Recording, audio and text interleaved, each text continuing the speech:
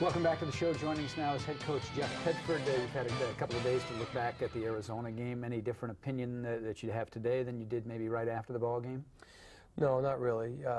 You know, there were some things that we did well, and then obviously we did some things not so well. And really, we let them have 3 big plays. I thought the defense played pretty good at times, but gave up over 150 yards on 3 plays, big touchdown plays.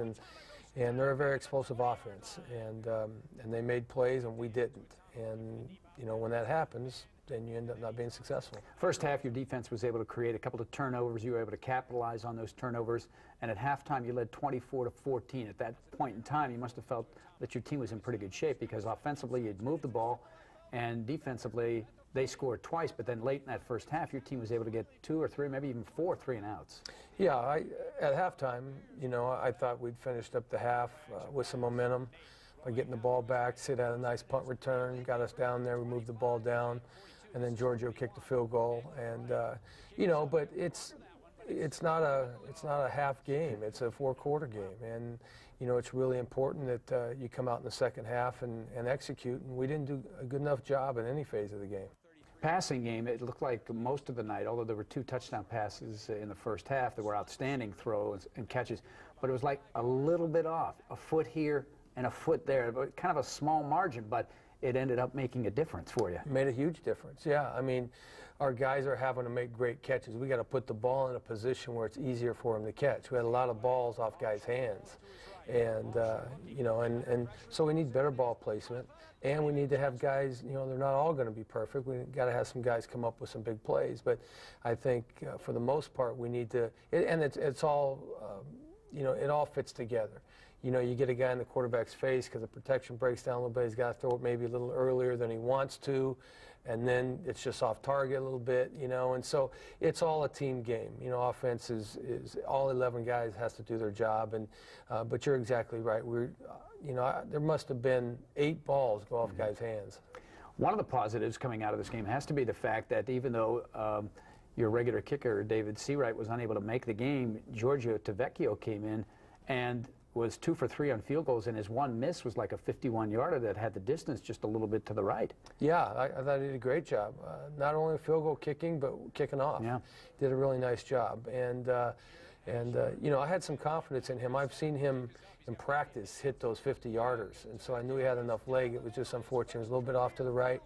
But I thought he did a great job to go in there. He's settled down now. You know, he's had more than 2 days here, so he's settled down a little bit, and I think he's getting more and more confidence, and so I was really proud of him. All right, when we come back, put the Arizona game behind us and look forward to UCLA. The Bruins come to Memorial Stadium this weekend. Well, this week UCLA comes to town. The Bruins 2-2 in conference play, and a team that's coming off a very emotional come-from-behind victory over Stanford when they scored in the final 10 seconds.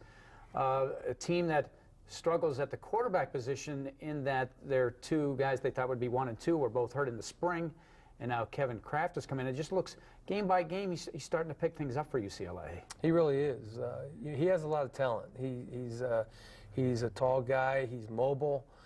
He's athletic. He's tough. You know, and I think each week he's just getting better and better. You know, obviously he's into the game plans. He's starting to understand their offense, and he's getting game experience. And so each week you can see him improve. You know, I don't think you can underestimate their offense. I really believe that Kraft is getting better, and they can run the football a little bit. And so, you know, we're going to have to do a good job defensively of eliminating big plays and winning the field position battle. It's going to be really important that we don't turn the football over and give them anything. We got to be very safe with the ball. Yeah, your team is still #1 in the Pac-10 in turnover margin. As you look at coming back home, that's really important. 4 of the last 6 games will be at home. Your team has won 25 of the last 29. What is it about playing at home that's been so successful for your team? Well, you know, obviously we're very familiar with the environment. I think our fans do a great job of creating a hostile environment for the opponent. And our players are just real comfortable here. I think our players feed off of the fans, and so I would encourage the fans to come out and give it their best effort because our players really do feed off of it. And we're going to need a great effort to beat UCLA. Obviously a special weekend, the Joe Roth Memorial Game. It's also Hall of Fame weekend. David Ortega, the all-time leading tackler in Cal history, will be inducted. And we're going to turn back the clock 50 years. We're going to honor the 1959 Rose Bowl team led by then quarterback Joe Kapp. So good luck this week against UCLA. Thank you. All righty, when we come back, we'll wrap